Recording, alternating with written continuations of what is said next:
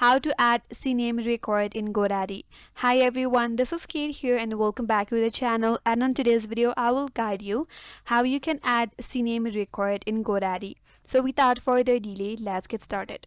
First of all, go to godaddy.com and make sure that you're logged in with your account. So once you're logged in, navigate to your profile at the top right corner, click on your profile. From this menu box, click on My Products. That's gonna take you to your product page. So under this page, you have to scroll down and find your domain where you want to add CNAME Record on. Then under that domain, you have to click on DNS. That's gonna take you to a different page you can add your record on. But for that, make sure that you're connected to the default name server on GoDaddy.